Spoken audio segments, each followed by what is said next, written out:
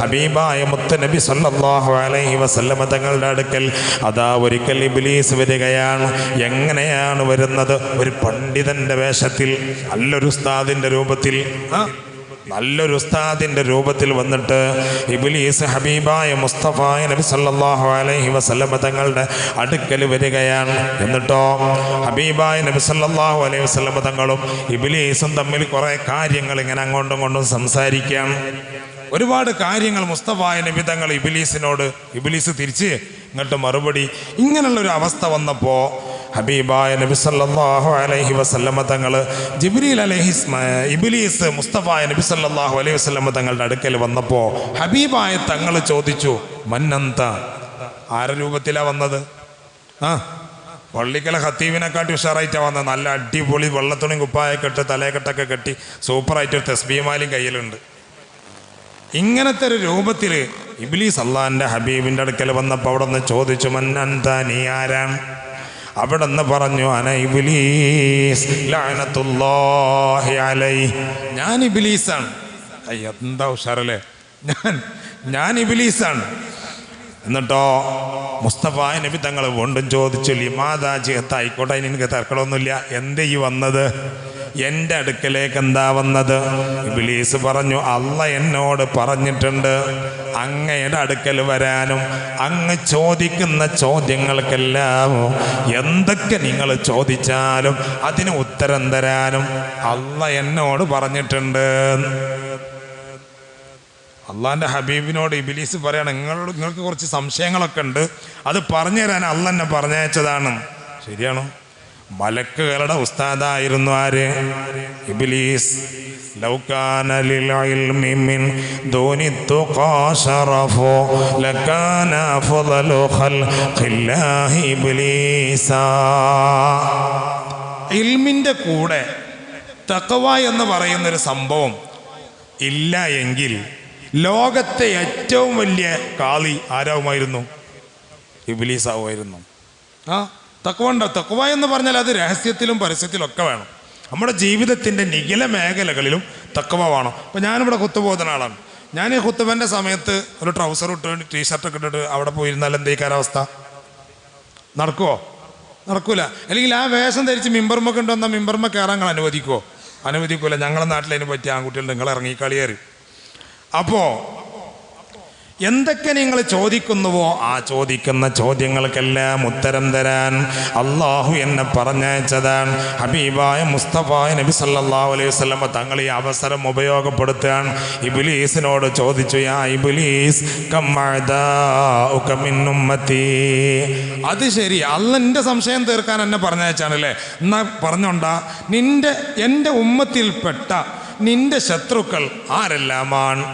എൻ്റെ സമുദായത്തിൽപ്പെട്ട നിന്റെ ശത്രുക്കൾ ഉണ്ടാവുമല്ലോ, അതാരൊക്കെയാണ് എന്ന് ചോദിച്ചപ്പോൾ ഇബ്ലീസ് പറയുകയാണ്, മുത്തുനബിയെ, ഒരാളോ രണ്ടാളോ അല്ല, എൻ്റെ ശത്രുക്കൾ, നിങ്ങളുടെ സമുദായത്തിൽ നിന്ന് എൻ്റെ ശത്രുക്കൾ ഒരാളോ രണ്ടാളോ അല്ല, പിന്നെയോ 15 ആളുകളാണ് നിങ്ങളുടെ ഉമ്മത്തിൽ നിന്ന് എൻ്റെ ഏറ്റവും വലിയ ശത്രുക്കൾ. ഒന്നാമത്തെ ആളാരാണെന്ന് ആകാംക്ഷയോടെ മുത്തുനബി ഇബ്ലീസിനോട് ചോദിച്ചപ്പോൾ ഇബ്ലീസ് മുസ്തഫ നബി തങ്ങളുടെ മുഖത്ത് നോക്കിയിട്ട് പറയുകയാണ്, എൻ്റെ ഏറ്റവും വലിയ ഒന്നാമത്തെ ശത്രു അന്തയാ മുഹമ്മദ്, മുഹമ്മദേ നീ തന്നെയാണ് സല്ലല്ലാഹു അലൈഹി വസല്ലം.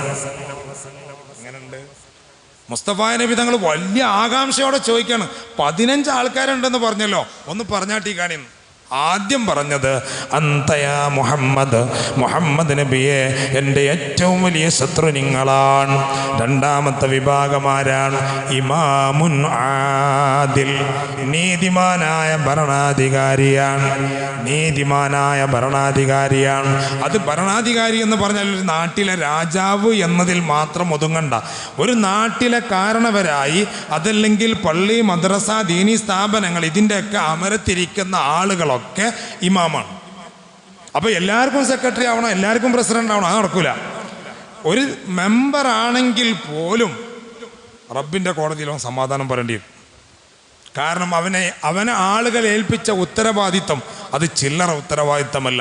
മഹാന്മാരൊരു സ്ഥാനത്തേക്ക് നിയമിക്കപ്പെടുമ്പോൾ അവരെന്ത് പറയുമായിരുന്നു? അസ്തഗ്ഫിറുല്ലാഹ്. എന്താ പറയാ? അസ്തഗ്ഫിറുല്ലാഹ്. നമ്മൾ അധികാരത്തിന് വേണ്ടി മണ്ടിപ്പായാണ്. പക്ഷെ മുസ്തഫ നബി തങ്ങൾ 1600 കൊല്ലം മുമ്പ് അറഫയുടെ മലമുകളിൽ വെച്ച് അവസാനത്തെ ഹജ്ജത്തുൽ വിദാ നടക്കുമ്പോൾ അവിടെ സ്വഹാബത്തിനോട് പറഞ്ഞു, സ്വഹാബ ലാ തസ്അലിൽ ഇമാറത, അധികാരത്തെ ചോദിച്ചു വാങ്ങരുത്, അധികാരത്തെ ചോദിച്ചു വാങ്ങരുത്. ബാക്കി നിങ്ങളോട് ചിന്തിച്ചാൽ മതി. മൂന്നാമത്തത് വസാലിസു ഗനിയുൻ മുതവാളിഅ. മൂന്നാമത് ഇബ്ലീസിന്റെ ശത്രു നല്ല താഴ്മയുള്ള വിനയമുള്ള മുതലാളി. അതുണ്ടാവാൻ കുറച്ച് പണിയാണ്. കാരണം മുതലുണ്ടെങ്കിൽ അവൻ്റെ കയ്യിലുണ്ടെങ്കിൽ എന്ത് ചെയ്യും? അവൻ്റെ സംസാരത്തിലും അവൻ്റെ പ്രവർത്തനത്തിലും അവൻ്റെ സ്വകാര്യതയിൽ പോലും ഒരല്പം അഹങ്കാരം അവൻ്റെ കൂടെ ഉണ്ടാകാനുള്ള സാധ്യത ഉണ്ട്. അള്ളാഹു നമ്മളെല്ലാവരും കാക്കട്ടെ. നമ്മളെല്ലാവരും മുതലാളിമാരാണ് അല്ലേ? പൊന്നാര ഉസ്താദെ, മാസങ്ങളായി മീൻ കിട്ടിയിട്ട് നിങ്ങൾക്ക് പറയണമെന്നുണ്ടാവും. നമ്മളെല്ലാവരും മുതലാളിമാരാണ്. ബഹുമാനപ്പെട്ട സൈനുദ്ദീൻ മഖ്ദൂം തങ്ങൾ പറഞ്ഞതുപോലെ ഉള്ളത് കൊണ്ട് തൃപ്തിപ്പെടുക എന്ന കനാഅത്ത് എന്നൊരു ക്യാപ്സൂള് നമ്മൾ കഴിക്കുകയാണെങ്കിൽ നമ്മൾ മുതലാളിയാണ്. 1,00,000 റുപ്യ ഞങ്ങളെ കയ്യിലുണ്ടെങ്കിൽ നിൻ്റെ കയ്യിൽ വെറും 10 രൂപയേ ഉള്ളൂ എങ്കിൽ ഞാൻ ചിന്തിക്കുകയാണ്, പടച്ചോനെ മൂപ്പരൊക്കെ അതുണ്ടെങ്കിൽ ഉണ്ടായിക്കോട്ടെ, അൽഹംദുലില്ലാഹ് എനിക്കിത് മതി, അള്ളാഹു ഇതിൽ ബറക്കത്ത് ചെയ്യുകയാണെങ്കിൽ. ആ ചിന്തയുണ്ടായാൽ 1,00,000 രൂപ കയ്യിലുള്ളവനും വെറും 10 രൂപ കയ്യിലുള്ളവനും സമമാണ്. അപ്പം ഞങ്ങൾ രണ്ടാളും എന്തായി? മുതലാളിമാരായി. അള്ളാഹു നമുക്ക് ഹലാലായ സമ്പത്തിൻ്റെ വഴി തുറന്നു തരട്ടെ. ഹറാമുകളൊക്കെ കലർത്തി കൂട്ടിയിട്ടുള്ള സമ്പാദ്യങ്ങളൊക്കെ അള്ളാഹു നമ്മുടെ ജീവിതത്തിൽ നിന്ന് ഒഴിവാക്കി തരട്ടെ. അപ്പോൾ വിനയമുള്ള മുതലാളി പിശാചിൻ്റെ മൂന്നാമത്തെ ശത്രുവാണ്. ഒന്നാമത്തത് മുസ്തഫ നബി തങ്ങൾ, രണ്ടാമത്തതോ നീതിമാനായ ഭരണാധികാരി, മൂന്നാമത്തത് വിനയാന്വിതനായ മുതലാളി ഗനിയുൻ മുതവാളിഉൻ, നാലാമത്തത് താജിറുൻ സാദിഖുൻ, സത്യസന്ധനായ കച്ചവടക്കാരൻ. സത്യസന്ധനായ കച്ചവടക്കാരൻ. കച്ചവടമെന്ന് പറയുന്ന സംഭവം ഒരുപാട് പ്രശ്നങ്ങൾ വന്ന് ചേരാനുള്ള സാധ്യതകൾ കൂടുതലുള്ളൊരു സംഭവമാണ്. അതുകൊണ്ടാണല്ലോ അള്ളാഹുവിൻ്റെ ഖുർആൻ പറഞ്ഞത് അഹല്ലല്ലാഹുൽ ബൈഅ വഹറമർ റിബ. കച്ചവടം നിങ്ങൾക്ക് നോക്കണവരൊക്കെ കച്ചവടക്കാരാണ്. അഹല്ലല്ലാഹുൽ ബൈഅ വഹറമർ റിബ. കച്ചവടത്തെ അള്ളാഹ് നിങ്ങൾക്ക് അനുവദിച്ച് തന്നിട്ടുണ്ട്. എന്നിട്ട് അതിൻ്റെ കൂടെ കൂട്ടി പറഞ്ഞതോ വഹറമർ റിബ, പലിശ നിങ്ങൾക്ക് ഹറാമാക്കിയിട്ടുണ്ട്. അപ്പം നമ്മൾ ചിന്തിക്കും, എന്ത് കച്ചവടം പലിശയും തമ്മിൽ എന്താ ബന്ധം? അപ്പം നമ്മൾ മനസ്സിലാക്കിയ ഒരാൾക്കൊരു 10,000 കൊടുത്ത് ഓൻ്റെ ഇരുന്നൊരു 12,000 വാങ്ങലല്ല പലിശ. അതല്ല പലിശ എന്നല്ല, അത് മാത്രമല്ല പലിശ. ഈ പലിശ എന്ന് പറയുന്നത് ഒരു വസ്തു 80 രൂപക്ക് മാർക്കറ്റിൽ നിന്ന് നമ്മുടെ സ്ഥാപനത്തിൽ എത്തുന്ന വസ്തു നമ്മുടെ ചെലവുകൾ കഴിച്ച് നമ്മുടെ കാര്യങ്ങളൊക്കെ കഴിച്ച് ഏകദേശം നാട്ടുനടപ്പനുസരിച്ച് അത് 90 രൂപക്ക് വിറ്റാലും ഈ കച്ചവടക്കാരന് വലിയ പ്രശ്നം ബാധിക്കില്ല എങ്കിൽ അത് 100 രൂപക്ക് വിൽക്കപ്പെടുമ്പോൾ അതിലെ 10 എന്താണ്? അത് പലിശയാണ്. ഇനിയിപ്പോൾ ഒന്ന് ചോറൊന്നും വല്ലാതെ വേണ്ടി വരില്ല എല്ലാവർക്കും. അപ്പം അത് നല്ല മനസ്സിലാക്കണം. അതുകൊണ്ടാണ് അള്ളാഹുവിൻ്റെ ഖുർആൻ പറഞ്ഞത് അഹല്ലല്ലാഹുൽ ബൈഅ വഹറമർ റിബ. നോക്കാൻ നിങ്ങൾ അതിൻ്റെ ശേഷം എന്തെല്ലാം പറയാണ്ട് അല്ലേ? പക്ഷെ ഈ കച്ചവടത്തെ അനുവദിച്ചു തന്നു എന്ന് പറഞ്ഞതിൻ്റെ കൂടെ തന്നെ അള്ളാഹുവിൻ്റെ പരിശുദ്ധമായ ഖുർആൻ പറയാൻ അള്ളാഹു പറഞ്ഞത് വഹറമർ റിബ, പലിശയെ ഞാൻ നിങ്ങൾക്ക് ഹറാമാക്കിയിട്ടുണ്ട്. അപ്പോൾ പിശാചിന് ഏറ്റവും വലിയ ശത്രുത ഉണ്ടാവും ആരോട്? നല്ല കൃത്യമായി അളന്ന് തൂക്കി കച്ചവടം ചെയ്യുന്ന മാന്യമായ കച്ചവടം നടത്തുന്ന ആളുകളോട് ഭയങ്കര വെറുപ്പീകാരം. ആർക്ക്? ഇബ്ലീസിന്. ഇബ്ലീസിന്റെ ശത്രുക്കളിൽ 3-ാം സ്ഥാനത്താണ് ആര് നിൽക്കുന്നത്? താജിറുൻ സാദിഖ്, നല്ല സത്യസന്ധനായ കച്ചവടക്കാരൻ. മാത്രമല്ല 5-ാമത്തെ ഇബ്ലീസിന്റെ ശത്രുവാരാണ്? ആലിമുൻ മുസല്ലിൻ യതഖശഉ, നല്ല ആത്മാർത്ഥതയോടെ ഭയഭക്തിയോടുകൂടെ നിസ്കരിക്കുന്ന ഒരു പണ്ഡിതൻ. ആ പണ്ഡിതൻ ഇബ്ലീസിന്റെ ഏറ്റവും വലിയ ശത്രുവാണ്. ഇപ്പം നമ്മളെവിടെയുള്ളത് നിങ്ങൾ ഇതിൻ്റെ കൂടെ ചിന്തിച്ച് വരണട്ടോ. എൻ്റെ ഒപ്പം ഈ ഓരോ സംഗതികൾ പറയുമ്പോഴും ഞാൻ ആ വിഷയത്തിൽ എവിടെയാണുള്ളത് എന്ന് നമ്മൾ ഓരോരുത്തരും എന്ത് ചെയ്യണം? ചിന്തിക്കണം. ഇബ്ലീസിനോട് എപ്പോഴും നമ്മൾ എന്ത് ചെയ്യരുത്? കൂട്ടുകൂടരുത്. കാരണം ഇബ്ലീസ് നന്മയിൽ നിന്ന് നമ്മെ പരമാവധി എന്ത് ചെയ്യാൻ തോന്നിക്കും? പിന്തിരിപ്പിക്കാനാണ് ശ്രമിക്കുക. അത് പല രീതിയിലായിരിക്കാം. ഏത് സംഗതികൾ ചെയ്യുകയാണെങ്കിലും ഇതുകൊണ്ട് എൻ്റെ പാരത്രികമായ നേട്ടം എന്താണ്?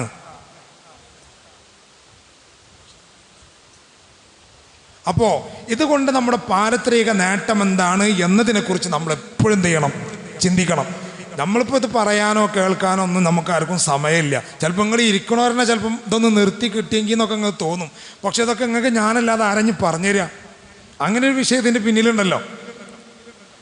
അപ്പോൾ ഈ പിശാചിൻ്റെ ശത്രുവാകണം നമ്മൾ.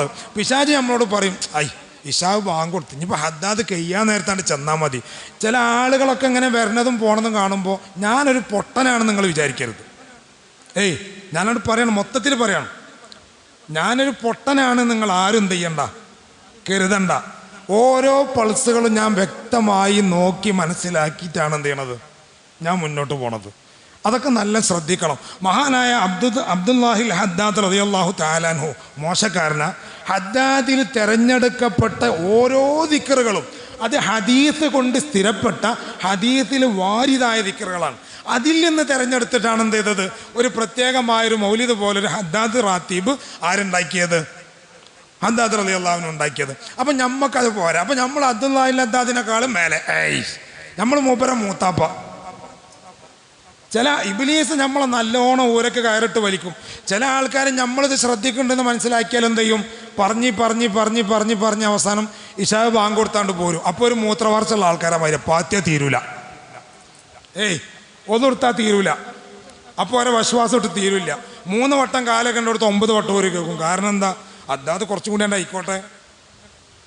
അപ്പോൾ ഇതൊക്കെ ഇങ്ങനെയുള്ള കാര്യങ്ങളൊക്കെ പരമാവധി എന്ത് ചെയ്യുക, ഓരോരുത്തരും ശ്രദ്ധിക്കുക. ഇത് ഇവിടുത്തെ ഹദ്ദാദിലോ സ്വലാത്തിലോ അല്ലെങ്കിൽ മറ്റൊന്നുമല്ല, നമ്മുടെ സ്വകാര്യമായ ജീവിതത്തിൽ. ഇതൊരു റഷീദ് വൈസിയും റാത്തീബ് പള്ളിയും മാത്രമല്ല, എൻ്റെ ജീവിതം പടച്ചോൻ അത് പച്ച പിടിക്കണം എന്ന്. എന്നിട്ട് ഇതിനൊന്നും നമുക്ക് നേരമില്ല. അതിരിങ്ങളാ, എൻ്റെ കുട്ടിക്ക് ശമ്പളമല്ല, ഒലക്കട മൂടിട്ടു നിങ്ങൾക്ക്. ഞങ്ങൾക്ക് മീനുമായിട്ട് മീനില്ല. നമ്മൾ ആദ്യം ചില കാര്യങ്ങളൊക്കെ ഒന്ന് ശ്രദ്ധിക്കേണ്ടതുണ്ട്. നമ്മളൊന്ന് ശ്രദ്ധിച്ചു കഴിഞ്ഞാൽ അള്ളാഹു അവൻ്റെ റഹ്മത്തിൻ്റെയും ബറക്കത്തിൻ്റെയും വാതിൽ നമ്മളെ മുന്നിലേക്ക് തുറന്നു തരും. അപ്പോൾ 5-ാമത്തത് ആലിമുൻ മുസല്ലിൻ യതഖശഉ, നല്ല ഭയഭക്തിയോടുകൂടി നിസ്കരിക്കുന്ന പണ്ഡിതൻ ഇബ്ലീസിൻ്റെ 5-ാമത്തെ ശത്രുവാണ്. 6-ാമത്തത് മുഅ്മിനുൻ നാസിഹുൻ. അപ്പോൾ ഞാനെ കയ്യിലുണ്ടാവും. അഥവാ ആളുകൾക്ക് നന്മ പറഞ്ഞു കൊടുക്കുന്നൊരു സത്യവിശ്വാസി. അള്ളാഹു സത്യവിശ്വാസികളിൽ പെടുത്തി തരട്ടെ, നമുക്ക് ഉറപ്പിക്കാനൊന്നും പറ്റൂല. പക്ഷെ ആ മുഅ്മിൻ്റെ ശേഷം പറഞ്ഞത് ഞാൻ ചെയ്യുന്നുണ്ട്. എന്ത്, ആളുകൾക്ക് നല്ലത് പറഞ്ഞു കൊടുക്കുക എന്നുള്ളത്. അതുകൊണ്ട് തന്നെ ചിലപ്പോൾ നിങ്ങൾക്ക് എന്നോട് ദേഷ്യം ഉണ്ടാവും നിൽക്കറിയാം, പക്ഷേ എനിക്ക് സ്നേഹമാണ് നിങ്ങളോട്. അപ്പോൾ ആലിമുൻ മുഅ്മിനുൻ നാസിഹുൻ, ഒരു മനുഷ്യനിക്ക് നന്മ പറഞ്ഞു കൊടുക്കുന്നൊരു സത്യവിശ്വാസി. അവനെ ഇബ്ലീസിന് കണ്ടൂടാ, അവനെ ഇബ്ലീസിനെ കണ്ടൂടാ. അതുപോലെ തന്നെ 7-ാമത്തത് മുഅ്മിനുൻ റഹീമുൻ, കാരുണ്യവാനായ സത്യവിശ്വാസി. അഥവാ ഒരു പ്രയാസം ഉണ്ടെന്ന് ഒരാൾക്ക് തോന്നിക്കഴിഞ്ഞാൽ അവനെ ആ പ്രയാസത്തിൽ എങ്ങനെയൊക്കെ സഹായിക്കാൻ പറ്റുമോ അതെല്ലാം ഒന്ന് കൂടെ നിന്ന് കൊടുത്തിട്ടാണെങ്കിലും അവനക്കതൊരു തുണയാകുമെങ്കിൽ അങ്ങനെ വരെ ചെയ്യാനുള്ളൊരു മനസ്ഥിതി, അതാണ് കരുണ എന്ന് പറയുന്നത്. നമ്മളൊക്കെ അധികം ആളുകളും ഈ ഇങ്ങനെ സഞ്ചരിക്കുന്നതിൻ്റെ ഇടയിൽ എന്ത് കാഴ്ച കണ്ടാലും അതിനെ കൗതുകത്തോടെ കാണാൻ ഇഷ്ടപ്പെടുന്നവരാണ്. ഒരു നമ്മളിങ്ങനെ വഴിയിലൂടെ പോകുമ്പോൾ ഒരു പശു അല്ലെങ്കിൽ ഒരു ആട് കയറ് ചുറ്റിയിട്ട് അതിൻ്റെ കാലെടുക്കാൻ കിട്ടാതെ വളരെ പ്രയാസപ്പെടുന്നുണ്ട്. നല്ല ഒരു ശതമാനം ആളുകൾ എന്ത് ചെയ്യുമെന്നറിയോ, അത് പോയിട്ട് വേറൊരുത്തി കൊടുക്കും. മറ്റൊരു ശതമാനം ആളുകൾ എന്താ പറയുക, അത് പാത്തുമ്മൂൻ്റെ ആടാണ്. എന്നിട്ട് പാത്തുമ്മൂൻ്റെ ആയിക്കോടെ വീട്ടിൻ്റെ മുമ്പിൽ കൂടെ പോകുമ്പോൾ ഒന്ന് നോക്കും ബാത്തുമ്മ അവിടെ ഉണ്ടോന്ന്. അവിടെ ഇല്ലാതെ മൂപ്പര് പണിയൊക്കെയാണ്ട് പോവുകയും ചെയ്യും. എന്നാൽ മൂപ്പരൊക്കെ ഒന്ന് തിരിച്ചു വന്നത് ചെയ്യാം, പക്ഷെ എന്ത് ചെയ്യൂല. എല്ലാവരും അങ്ങനെയാണ് എന്നല്ല. അപ്പോൾ കരുണ എന്ന് പറയുന്നത് ആ ഭൂമിയിലുള്ളവരോട് ഇർഹമു മൻ ഫിൽ അർളി യർഹമുക്കും മൻ ഫിസ് സമാ, ഭൂമിയിലുള്ളവരോട് നമ്മൾ കരുണയോടെ പെരുമാറിയാൽ ആകാശത്തിലുള്ളവൻ ആരാണ്? അള്ളാഹുവാണ്. അള്ളാഹു നമ്മളോട് കാരുണ്യത്തോടു കൂടി പെരുമാറുന്നതാണ്. അതുപോലെ തന്നെ 8-ാമത്തെ ഇബ്ലീസിൻ്റെ ശത്രു താഇബുൻ സാബിതുൻ അലാ തൗബതിഹി, തൗബ ചെയ്ത മനുഷ്യൻ. തൗബ ചെയ്താൽ മാത്രം പോരാ, ആ തൗബ ചെയ്തിട്ട് ആ തൗബയിൽ തന്നെ ഉറച്ചു നിന്നുകൊണ്ട് എന്ത് ചെയ്യുക, ജീവിതം മുന്നോട്ട് കൊണ്ടുപോവുക. അങ്ങനത്തെ ആൾ ഇബ്ലീസിൻ്റെ വലിയ ശത്രുവാണ്. അല്ല നമ്മളൊക്കെ ചെയ്യണമായിരിക്കും. കാക്കത്തോബ ചെയ്യുകയാണെങ്കിലോ, എന്താ കാക്കത്തോബ എന്ന് പറഞ്ഞാൽ, നമ്മൾ തെറ്റ് ചെയ്യും, എന്നിട്ട് എന്ത് ചെയ്യും, തോബ ചെയ്യും, പിന്നെ അവസരം കിട്ടിയാൽ വീണ്ടും ചെയ്യും, തെറ്റ് ചെയ്യും. കാക്ക അങ്ങനെയാണ്. നല്ല നജസ് കണ്ട മൂപ്പരെന്ത് ചെയ്യും, ഒന്ന് കൊക്കിട്ട് കോരി ഇളക്കിയിട്ട് പിന്നെ അതിനോട് ചടപ്പ് വന്ന് ഞാൻ മരക്കൊമ്പുമ്പോൾ പോയിരുന്നിട്ട് എന്ത് ചെയ്യും, ഇല്ല ഇതൊന്നും തിന്നൂല എൻ്റെ ആ ചുണ്ടൊക്കെ വെച്ച് വരുതും. പക്ഷേ വീണ്ടും ഒരു ഫ്രഷ് സാധനം കണ്ട മൂപ്പരെന്ത് ചെയ്യും? അതിൽ പോയിട്ട് വീണ്ടും തലയിടും. ഇതാണ് കാക്കയുടെ തൗബ. എന്ന പോലെയുള്ള തൗബ ചെയ്യുന്ന ആളുകൾ ഇബ്ലീസിന് വലിയ ഇഷ്ടമാണ്. അതേ സ്ഥാനത്ത് തൗബ ചെയ്താൽ എന്താണ്? ഇനി ഒരിക്കലും തെറ്റിലേക്ക് പോവുകയില്ല എന്ന ദൃഢനിശ്ചയമാണ് തൗബ എന്ന് പറയുന്നത്. അങ്ങനെ ആ നിശ്ചയത്തിൽ ഉറച്ചു നിൽക്കുന്ന വ്യക്തി ഇബ്ലീസിൻ്റെ ശത്രുവാണ്. മാത്രമല്ല, 9-ാമത്തത് മുതവര്യോൻ അനിൽ ഹറാം, ഹറാമിനെ സൂക്ഷിച്ച് ജീവിക്കുന്ന ആൾ. ഹറാമിനെ ഏത് ജീവിതത്തിലായാലും കുടുംബപരമായ വിഷയത്തിലായാലും ഹറാമ് എന്ന് പറയുന്നൊരു സംഗതി കൂടിച്ചേരാനുള്ള സാധ്യതകളെ സൂക്ഷ്മ നിരീക്ഷണം നടത്തിയിട്ട് മുന്നോട്ട് പോകുന്ന ആളുകൾ, മഹാന്മാരാകുന്ന ആളുകൾക്കൊരു സ്വഭാവം ഉണ്ടായിരുന്നു. എന്ത്? തെറുക്കുൽ വുഖൂഇ തെറുക്കു ശുബ്ഹാത്തി ഖൗഫുൽ വുഖൂഇ ഫിൽ ഹറാം. ഹറാമിൽ സംഭവിക്കുമോ, ഹറാമ് പൊട്ടുപോകുമോ എന്ന് പേടിച്ചിട്ട് ഹലാലാണോ ഹറാമാണോ എന്ന് സംശയമുള്ള സംഗതിയെപ്പോലും ഒഴിവാക്കുന്നത്. ഹദീസ് ഇങ്ങനെ ശങ്കിച്ചു നിന്നത് മറ്റൊന്നല്ല, മദ്രസയിൽ 9-ാം ക്ലാസ്സിൽ നിന്ന് പഠിച്ചതാണ്. വറൈൻ്റെ താരീഫ് പഠിച്ചത് തെറുക്കു ശുബ്ഹാത്തി ഖൗഫുൽ വുഖൂഇ ഫിൽ ഹറാം.